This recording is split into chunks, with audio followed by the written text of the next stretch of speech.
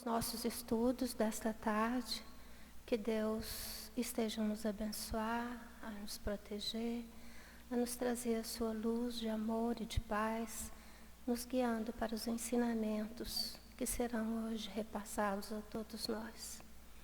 Iniciaremos então com a mensagem que nossa casa recebeu na semana passada.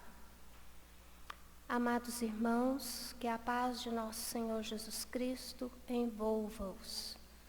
Amados, não existe lugar algum neste infinito universo cuja vibração não venha do Pai. E por isso mesmo, um ser de amor.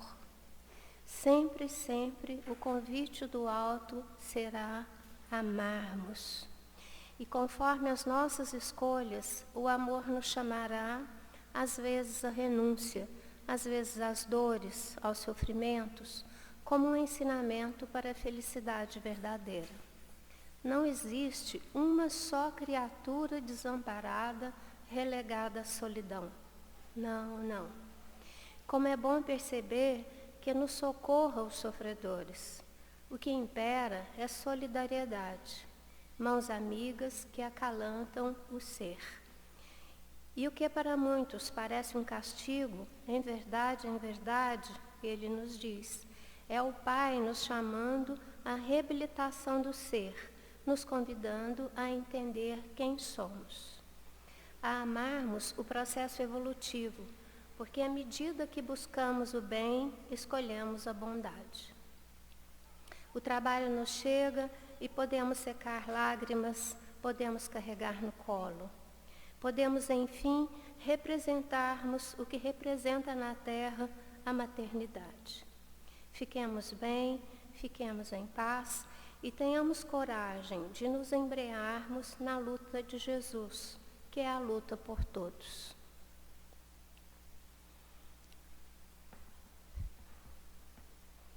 Vamos então nos conectar a essa luz bondosa que nos chega, que clareia os nossos pensamentos, que traz amor ao nosso coração, que nos ensina a caminhar sempre em direção à nossa evolução espiritual, à nossa evolução moral, a um caminho seguro.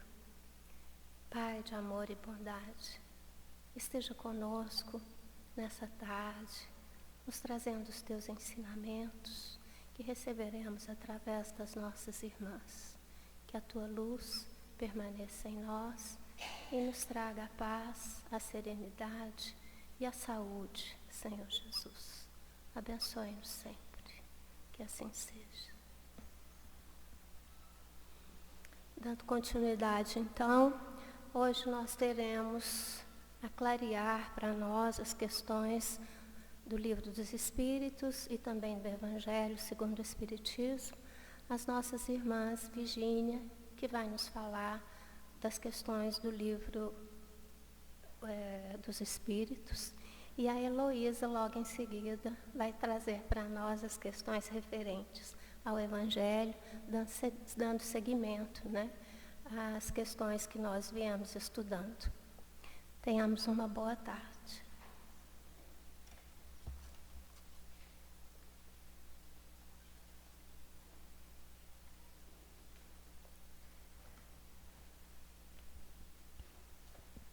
Boa tarde a todos. Que Jesus nos abençoe e nos envolva. Seria bom nós começarmos hoje agradecendo por esse tempinho, né? Por essa chuva que veio aí amenizar esse tempo tão seco que nós estamos vivendo, né? Então, com muita gratidão por essa tarde gostosa. E nós, então, estamos aí estudando o capítulo 11, os 3 reinos.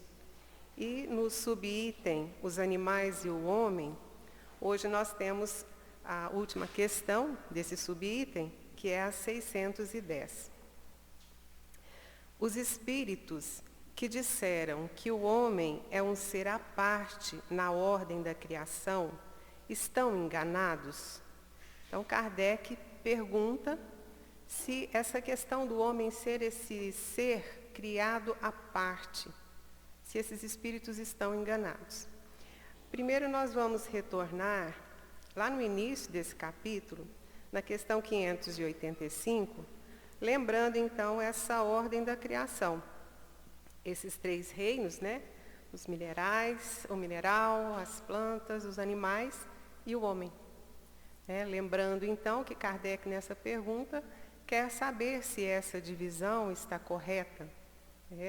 Então pergunta se a questão de ser aí 2 reinos aí, orgânicos e inorgânicos, ou se seriam então esses 4, né?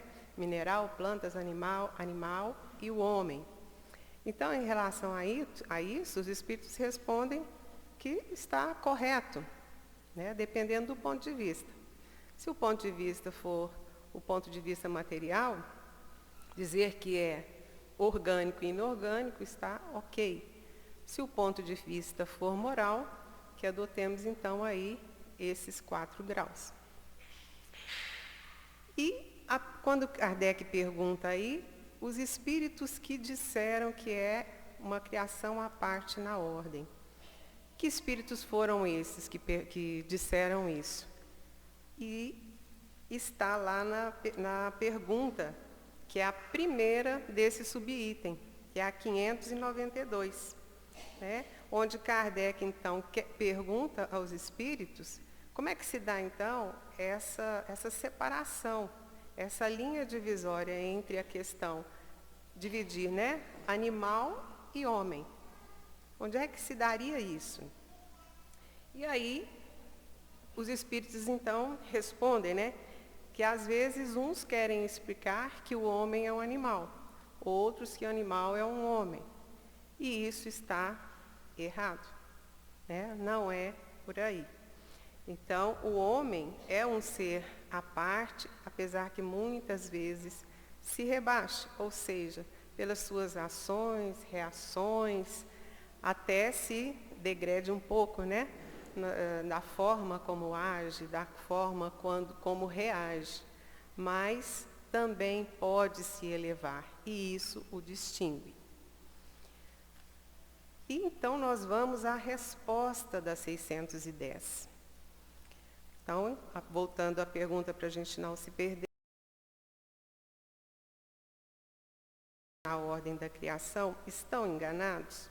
Respondem os espíritos, não.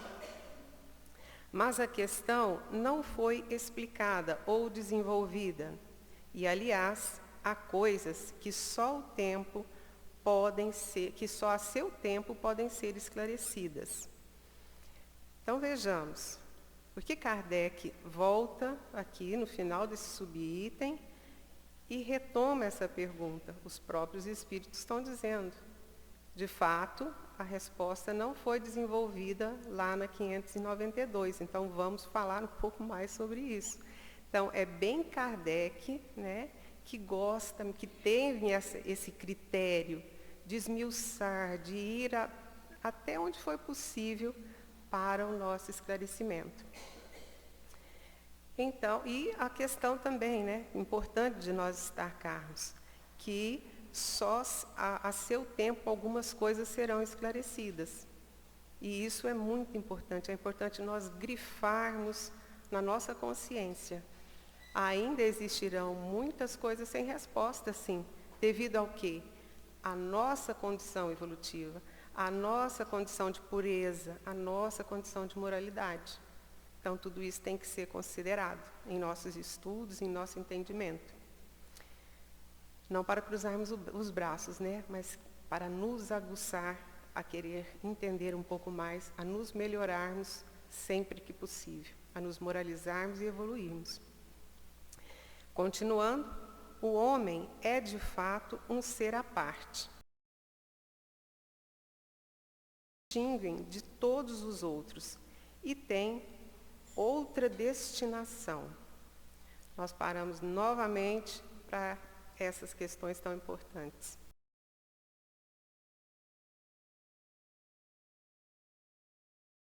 As faculdades que nos distinguem, né?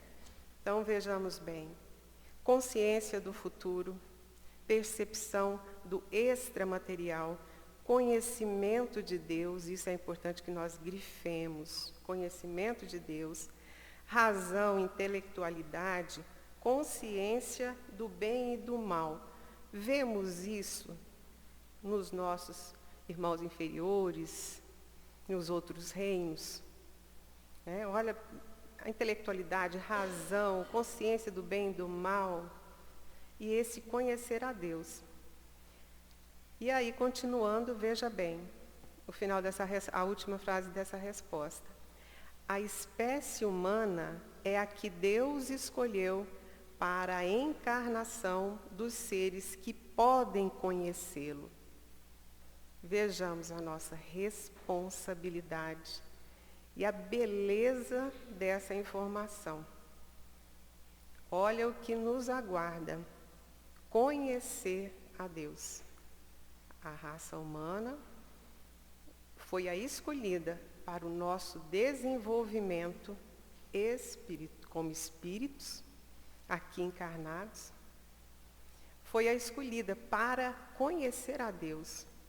Então, muitas vezes, a dor que nos angustia, as paixões que muitas vezes nos fazem parar no tempo, Parar. E tudo aquilo que nos faz atrasar também esse nosso desenvolvimento. Vejamos o quanto exige de nós essa informação, essa modificação na nossa caminhada, na nossa busca, entendendo esse nosso compromisso, essa escolha de Deus e a forma. Muitas das vezes, mas por que esse corpo que é tão frágil, que se machuca tanto, que com algo invisível, tão minúsculo que é invisível, acaba com esse corpo, mas por quê? É esse mesmo, foi o escolhido por Deus para as nossas provas e expiações aqui, nesse nosso planeta. Então, a importância que nós temos que dar tanto a essa situação física, quanto a esse compromisso espiritual que nós temos com Deus, que somos aqueles que um dia o conheceremos frente a frente. Então, é uma situação em nós nos colocarmos diante da oportunidade que Deus nos dá, desse nosso compromisso de auxiliá-lo na condução do universo, na melhora do planeta, na melhora de nós mesmos, sua criatura tão querida, tão especial. Então, nós também precisamos abraçar para nós esse compromisso, fazer com que ele nos impulsione, com que ele nos faça ver, querer, entender que daqui a pouco estaremos sendo convocados a outras experiências, porém, aqui está o nosso alcance aqui agora. É essa que estamos vivendo hoje. Então, tudo à nossa volta nos importa. Tudo que é conosco nos importa. E nada deve nos desesperar. Tudo deve nos incentivar. Então, encerramos aí esse subitem, os animais e o homem, e vamos passar para o subitem metempsicose. Falei que eu ia errar a primeira vez que eu fosse falar. Então, metempsicose. O que é essa metempsicose, Já vamos buscar aqui o significado desta palavra, que é aquela teoria que acredita que a alma que hoje habita um animal pode amanhã reencarnar como espírito no corpo de um homem. E que esse espírito que hoje está no corpo de um homem, pode amanhã reencarnar no corpo de um animal, no reino animal e não mais no reino hominal. Então, já antecipando a informação, Vejamos que essa situação, encarnado num animal, na sequência, encarnar-se no reino hominal. E depois, o reverso disso, já vamos começar a observar aí o quê? O retrocesso, algo que não vai de encontro à lei do progresso, à lei natural do progresso, da nossa evolução. Por quê? Que sentido faria isso para nós e para Deus? Só para a gente começar a pensar sobre isso e verificar agora a questão 611. Vamos ler a pergunta de Kardec. O fato de ser comum a origem do princípio inteligente dos seres vivos não é a consagração da doutrina da metempsicose? Ou seja, o fato de ser comum, né, o princípio inteligente dos seres vivos, seria, digamos assim, aquilo que nós já trazemos de algum conhecimento que tivemos em outras experiências. Isso já não seria isso que impulsiona acreditarmos nessa teoria? Então, os espíritos irão responder. Duas coisas podem ter a mesma origem e não se parecerem em nada mais tarde. Quem reconheceria a árvore, suas folhas, flores e frutos, no germe, sem forma, contido na semente de onde saiu? Vamos imaginar um germe, ali contido numa semente, apresentado para nós. Teríamos ideia que árvore seria aquela, né? A partir do momento que o princípio inteligente atinge o estágio necessário para ser espírito e encontrar no período de humanização, não tem mais relação com o estado primitivo e não é mais a alma dos animais, como a árvore não é a semente. Então vejamos, o princípio inteligente que estagia aí nos outros reinos, a partir do momento que se transforma em espírito, que aí terá a sua, participará então aí agora, suas encarnações serão como homem, né, sendo humanizado para as suas experiências, para a sua evolução. Vamos entender que, mesmo que nós quiséssemos buscar lá atrás, né, quando estagiamos, por exemplo, no reino mineral ou no reino animal, não faria mais sentido, não nos reconheceríamos mais lá, porque ao espírito é dada então o que nós comentamos até anteriormente, esse compromisso com Deus para uma evolução. É a criação inteligente de Deus. No homem não há mais do animal, senão o corpo e as paixões que nascem da influência do corpo e do instinto de conservação.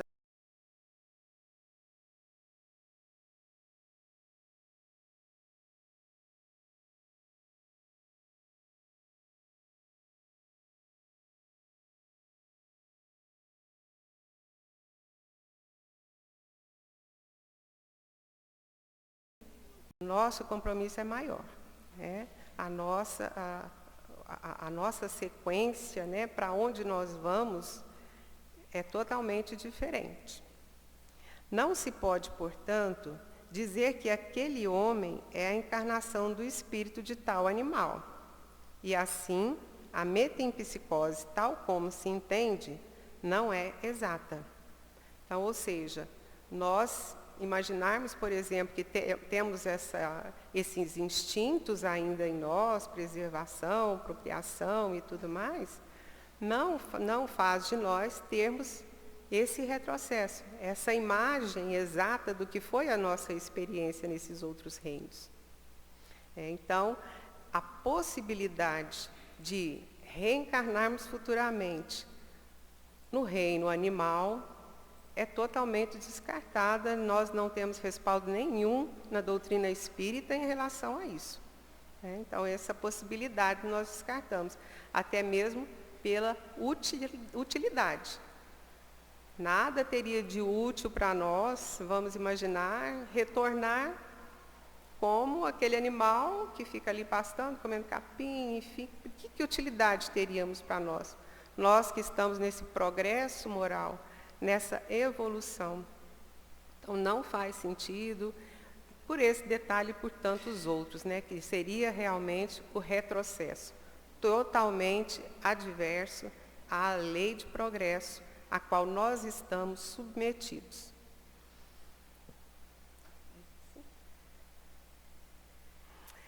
Então, a pergunta 612. O espírito que animou o corpo de um homem poderia encarnar em um animal?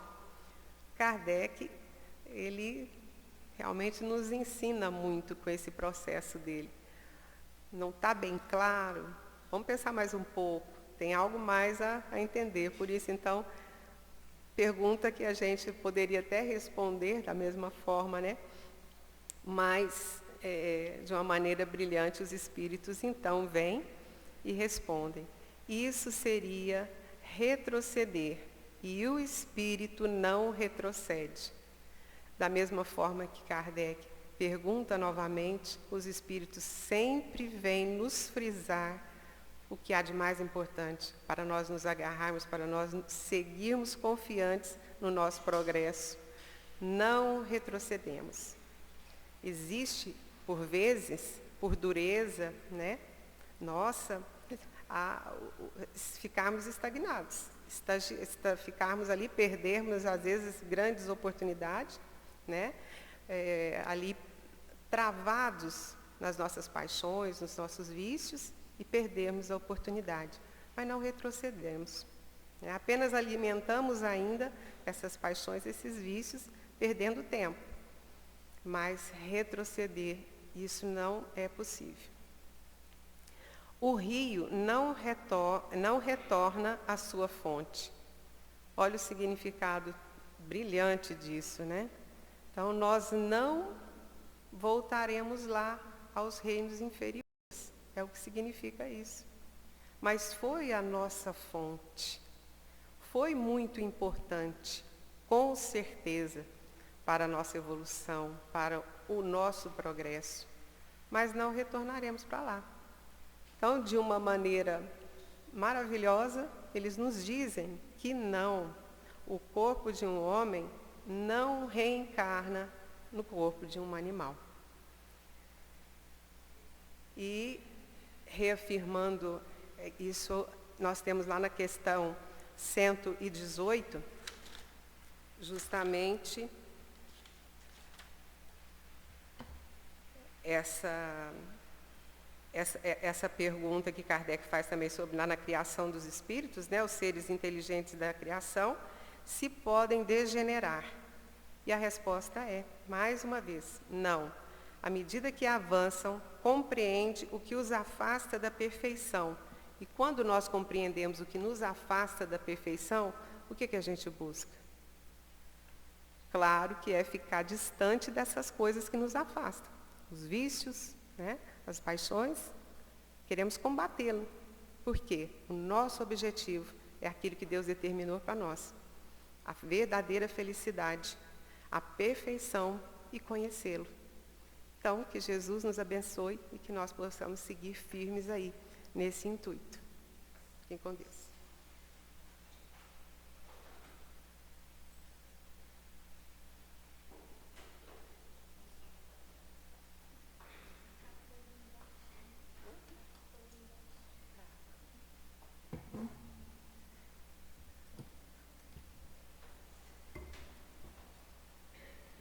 Não vou pegar só uma beiragem.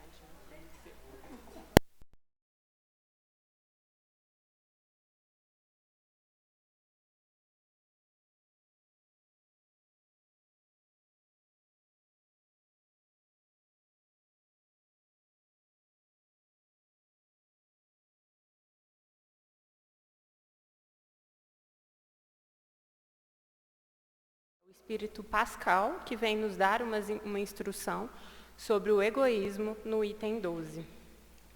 E antes de nós adentrarmos nessa instrução de Pascal, o que a gente precisa entender sobre o egoísmo? Lá na questão 913 de O Livro dos Espíritos, os espíritos superiores vêm nos dizer que o egoísmo ele é o pior vício que nós ainda carregamos. Ele é o pior vício porque ele é o pai de todos os outros. Se nós formos observar todos os nossos outros defeitos e as nossas inferioridades morais, todas elas vão derivar do egoísmo, porque o egoísmo ainda está muito arraigado aos prazeres mundanos e ao interesse pessoal. E é o egoísmo que nos deixa insensível à dor alheia. E Pascal, ele começa essa instrução falando exatamente isso, que se os homens amassem uns aos outros verdadeiramente, a caridade ela seria melhor praticada, ela seria praticada no seu sentido mais puro e mais profundo. Mas que para que isso aconteça, para que essa caridade seja praticada dessa forma, os homens iam precisar retirar essa couraça do coração que o impede de ter essa sensibilidade em relação à dor do outro. Então, o caminho que nós temos para combater esse egoísmo é muito claro. É a prática da caridade. A caridade, ela é o contrário, ela é, vamos dizer assim, o oposto do orgulho e do egoísmo. E nós devemos, então, buscar praticá-la para poder extirpar esse vício de dentro de nós. Quando a gente fala de caridade, o que é o significado da caridade? Sem nós nos atentarmos ao que traz a doutrina espírita. Muitas vezes vem à nossa mente a caridade material. Fazer ao outro algo material. Dar alguma coisa de comer, alguma coisa de beber, auxiliar em relação a uma roupa, a um remédio, auxiliar materialmente o próximo. Isso está correto? Está. Nós estamos falando da caridade material. A caridade material é nos colocarmos no lugar do outro e auxiliar esse outro materialmente falando. Mas seria democrático nós pensarmos apenas na caridade material? Aquele que está em uma situação de miséria, que não tem nada para oferecer, isso é inacessível. Ele não poderia, em termos materiais, ser caridoso. E aí, o que os Espíritos vão nos trazer lá na questão 886 também do Livro dos Espíritos? Eles vão nos falar da caridade moral. A caridade como entendia o nosso Mestre Jesus, como entendia e praticava, como Jesus trazia para nós como exemplo. E lá Kardec vai perguntar qual que é o sentido da caridade, e os Espíritos superiores vão nos responder que Jesus, ele entendia que era a benevolência para com todos, a indulgência para com as imperfeições alheias e o perdão das ofensas. A caridade moral, ela consiste em algo muito mais profundo do que dispor de bens materiais. Ela tem esse significado de nós dispormos de nós doarmos um pouco do que nós temos. Um pouco da nossa escuta, um pouco de virtude que a gente tem, ser uma mão amiga, auxiliar o nosso próximo. E essa benevolência para com todos, ela é algo que nós podemos praticar indistintamente. Ser bom para com todos é fácil? Não é. Muitas vezes nós vamos ser bons para aqueles que estão no nosso círculo de amizade, em volta de nós. É muito fácil nós sermos bons com aqueles que nós amamos, com os nossos amigos, com os nossos familiares. Mas quantas vezes nós já não passamos por um sinaleiro e ignoramos uma pessoa que está ali, muitas vezes pedindo dinheiro? Naquele momento, às vezes nós não podemos ter nada material para oferecer para ela. Mas um bom dia que nós damos já é uma benevolência para com esse próximo. Já é ser bom para aquela pessoa que está ali numa situação de marginalidade, que está passando por uma dificuldade muito grande. Ela carrega consigo a dificuldade material, mas a gente não sabe a grandeza da dificuldade moral que aquela pessoa carrega. E muitas vezes, quando nós olhamos no olho daquela pessoa, que por vezes passa invisível ali naquele sinal, e deseja um bom dia a ela, é uma forma de sermos caridosos, é uma forma de sermos benevolentes. Então, quando os Espíritos superiores nos falam sobre essa benevolência para com todos, é sermos úteis a todo e qualquer ser humano que cruzar o nosso caminho. E diariamente nós temos oportunidades de sermos benevolentes. A indulgência para com as imperfeições alheias. É fácil a gente lidar com o outro? Lidar em sociedade é muito difícil. Cada um traz consigo vícios, cada um traz consigo defeitos, cada um traz consigo as suas virtudes, cada um tem uma história e uma bagagem. Não é fácil lidar com pessoas diferentes, mas nós estamos em sociedade para isso, para aprendermos uns com os outros. Se hoje eu já não tenho a capacidade de cometer erros grotescos, que bom, eu evoluí. Mas se o meu próximo comete, eu não tenho o direito de apontar o dedo e julgar o defeito do outro. O que eu ganho, muitas vezes, exaltando o defeito do meu próximo? Nada. Eu não vou ganhar nada em troca, falando o que o outro tem de defeito, destacando o defeito do outro. E nós devemos ser indulgentes para com todos. Porque em determinado momento da nossa existência, nós também vamos precisar da indulgência, tanto do outro quanto de Deus. Porque nós ainda não somos seres perfeitos. Nós ainda erramos, ainda vamos errar. Nós estamos em um processo evolutivo, nos esforçando para melhorar. Mas nós estamos na condição de chegar e falar assim, não, agora, a partir de amanhã, eu não vou errar mais. Eu vou ser perfeito, eu vou acordar e vou fazer tudo certo, eu vou ser a pessoa mais caridosa do mundo, a mais indulgente. Nós estamos nesse grau de evolução ainda? Não. E faz parte do nosso processo. Quando a gente errar, a gente precisa simplesmente reconhecer o erro e se esforçar para não cometê-lo novamente. Deus não vai nos punir por um erro e nós nunca mais termos a oportunidade de reparar. Exatamente para passar por esse processo de arrependimento, de expiação e de reparação. E isso faz parte. E nós temos ainda a forma de caridade mais difícil, trazida pelos espíritos superiores na questão 888. Quando nós somos ofendidos, quando nós recebemos uma ofensa, nós sentimos a dor daquele golpe. E por que nós sentimos a dor daquele golpe? Porque nós ainda somos egoístas e orgulhosos. Dói ainda em nós que o outro nos fira. Se nós não tivéssemos esse sentimento ainda arraigado no nosso coração, nós entenderíamos que aquele que nos atinge, que aquele que nos ofende, ele não está bem, ele está doente da alma. E ele precisa do nosso apoio e não do nosso julgamento. Mas é fácil fazer isso? Não é fácil. E o perdão das ofensas, quando nós falamos dele, ele vai muito além do que o perdão dos lábios. Porque muitas vezes, quando nós falamos assim, não, eu perdoo. A pessoa fez isso comigo, mas eu não quero ver ela nunca mais. É ela lá no canto dela e eu no meu. Isso é o verdadeiro perdão? Não é. Quando nós verdadeiramente perdoamos, nós não desejamos o mal do outro. E o que acontece muitas vezes nesse processo de perdão dos lábios? Quando a gente fala que perdoa, mas que não perdoou. Quando acontece alguma adversidade na vida do nosso ofensor, quando ele passa por alguma situação difícil, o que é a primeira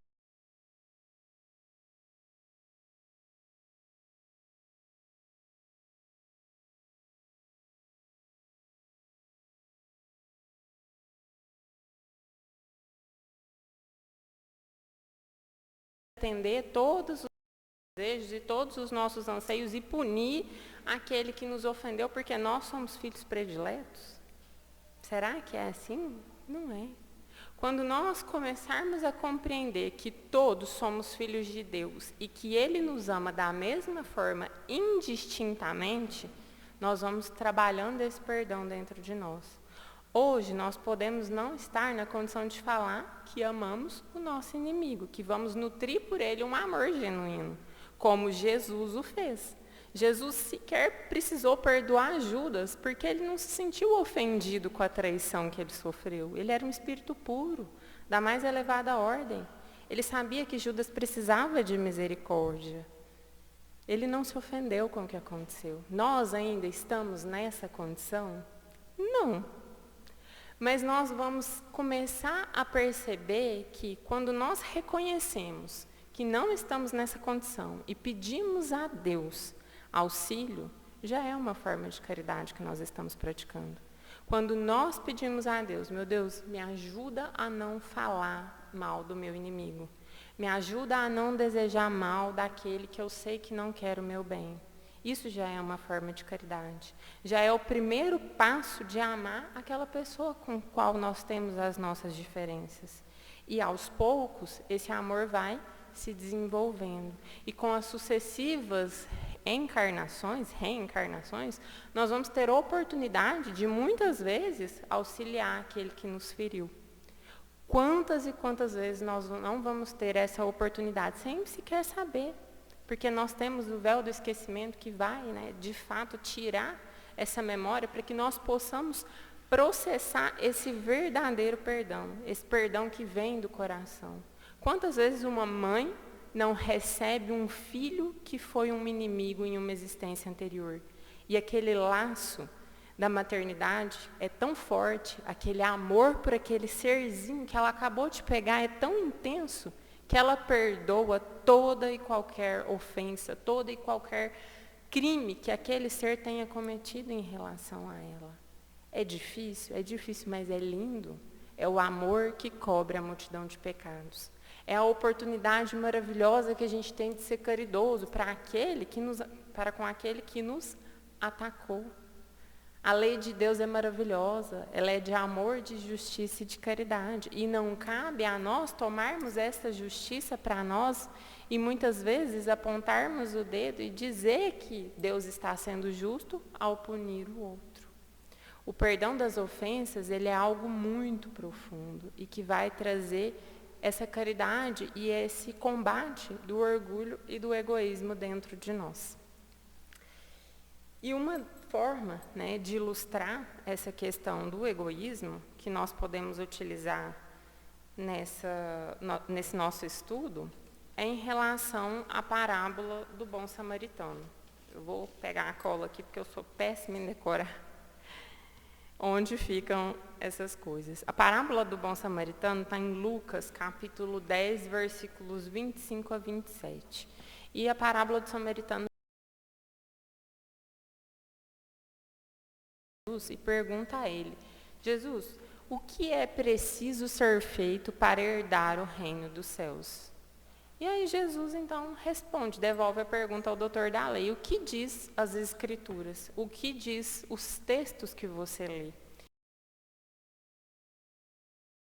Deus sobre todas as coisas, de toda a sua força, de todo o seu coração, todo o seu espírito, e o próximo como a si mesmo.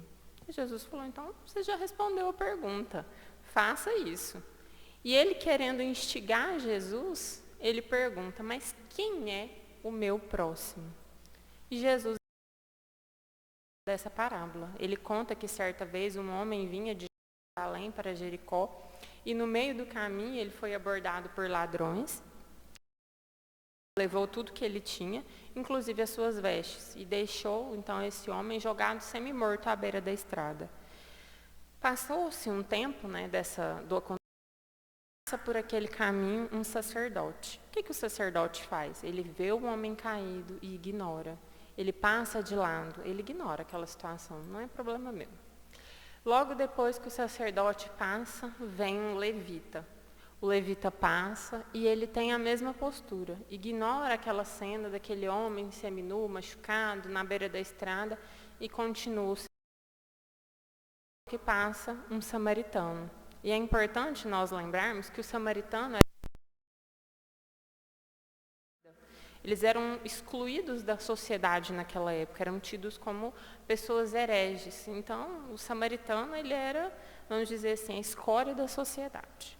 E o que o samaritano faz ao ver aquela cena? Ele se toma de compaixão por aquele homem, seca as suas feridas, cura ali, limpa, faz os curativos com o que ele tem, coloca aquele homem no seu cavalo e ele vai até uma primeira pousada que ele encontra na beira daquela estrada. Ele deixa aquele homem, ele paga para a pessoa que cuidava da pousada, para que cuidasse do homem, e ainda fala: quando eu retornar, se ele tiver qualquer despesa extra, eu irei fazer o pagamento. Pode ficar tranquilo em relação a isso. E ele segue a sua viagem. E Jesus então pergunta ao doutor da lei: quem foi o próximo? E o doutor da lei ali, remoendo por dentro, não queria falar que era o samaritano. ele fala aquele que teve compaixão para com o homem. E o que essa parábola ela ilustra para nós a respeito desse egoísmo? Ela tem várias, nós podemos tirar várias fontes de ensinamento moral aqui, mas o principal é que todos eles tiveram a oportunidade de fazer o bem. Todos eles tiveram a oportunidade de se condoer com a situação daquele homem que estava jogado à beira da estrada.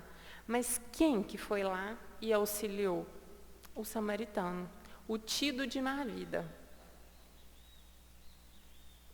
E isso ilustra para nós o quê? Que a caridade, ela pode ser praticada por qualquer um de nós. E aí nós vamos nos lembrar da máxima da doutrina espírita, que é fora da caridade não há salvação. Não é fora do espiritismo. Não são só os espíritas que são caridosos. Toda e qualquer pessoa pode ser. E para ser caridoso não precisa ter rótulo religioso, não precisa ter questão social, não precisa ter faixa etária, não, basta querer. Basta partir a vontade pura e genuína de dentro do nosso coração de olhar para o próximo e falar, ele é meu irmão. Eu vou fazer a ele aquilo que eu gostaria que me fosse feito de verdade, porque se eu estivesse naquela situação, eu gostaria de ser acolhido dessa forma.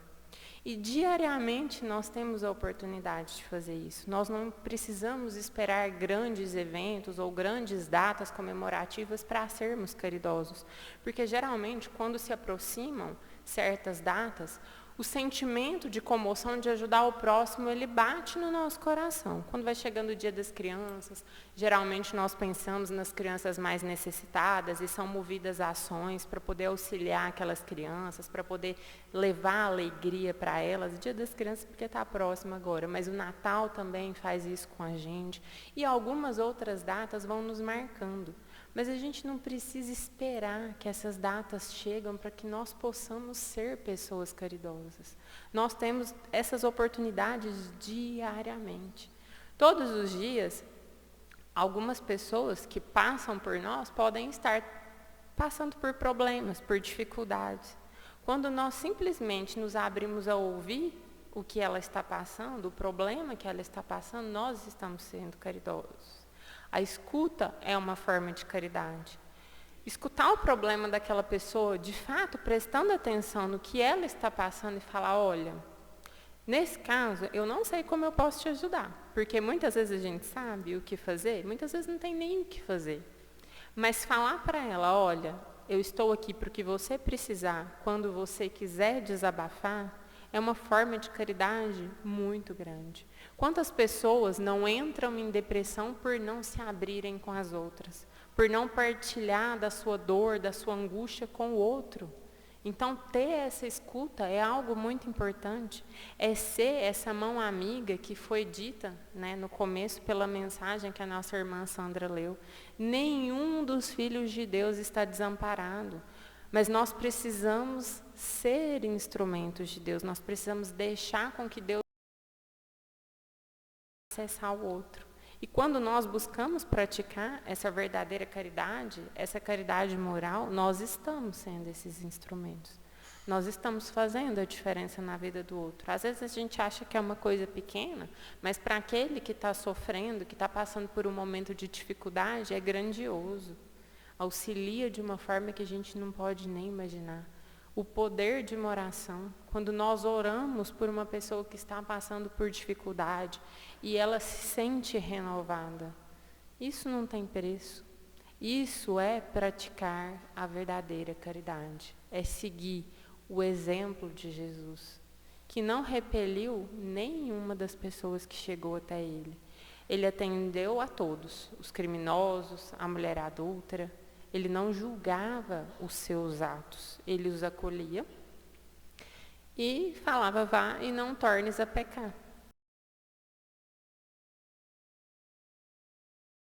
A pessoa pelo que ela tinha feito. Por quê?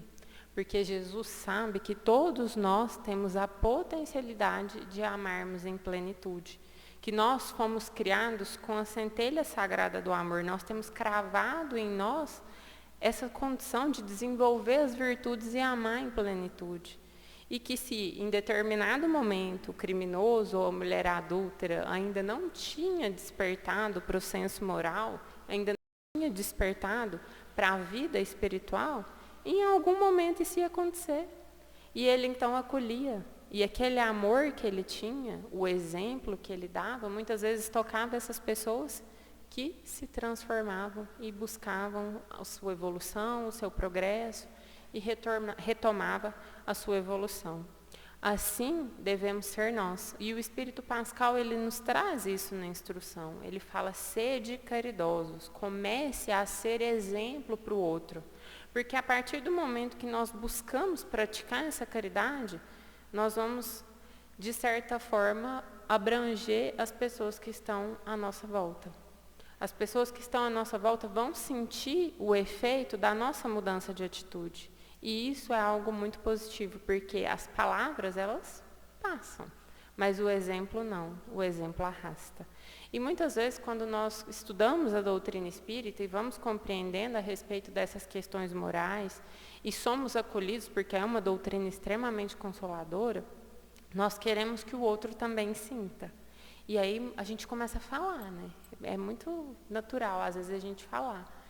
Mas, por vezes, o que o outro precisa não é a fala, porque ainda não chegou o tempo dele para despertar para essas coisas espirituais, para despertar para a vida moral, para a prática da caridade. Mas, com o nosso exemplo, nós podemos tocá-lo. Então, meus irmãos, que nós possamos, desde já, desde hoje, buscarmos a prática dessa caridade moral, sermos caridosos para combater em nós o orgulho e o egoísmo. Porque a caridade, ela é uma virtude ativa. Nós precisamos desenvolvê-la, nós precisamos ter atitudes que façam com que ela cada vez mais tome conta do nosso coração, não deixando espaço para esses vícios inferiores.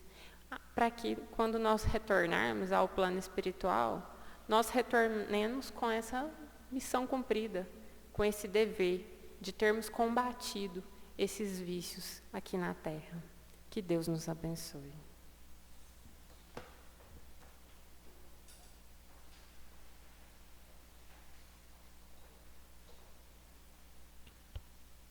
Estamos chegando ao final. Vamos convidar os passistas para a sala do passe. Lembrar que as águas estão sendo fluidificadas lá no fundo. Esse degrau aqui é muito perigoso, principalmente segunda-feira. Muita gente de mais idade às vezes tropeça, né? Então a gente passou lá para trás.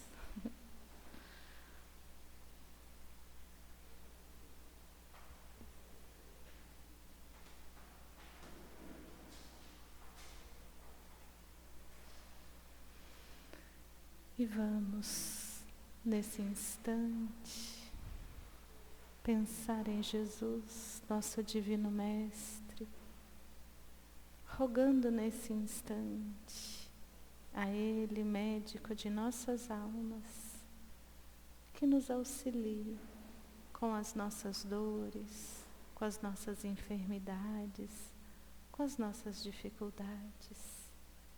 Que os benfeitores aqui presentes magnetizem as águas, transformando-as no bálsamo salutar. E que possamos, através desta oração que nos ensinastes, nos prepararmos para o trabalho do passe e para que aqueles, Senhor, que estejam em seus lares, recebam também o passe espiritual. Oremos todos juntos, percebendo as vibrações tão altas que nos envolvem nesse instante. Essa luz que se faz presente e nos entreguemos ao Pai em oração. Pai nosso, que estais no céu, santificado seja o vosso nome, venha a nós o vosso reino, seja feita a vossa vontade, assim na terra como no céu.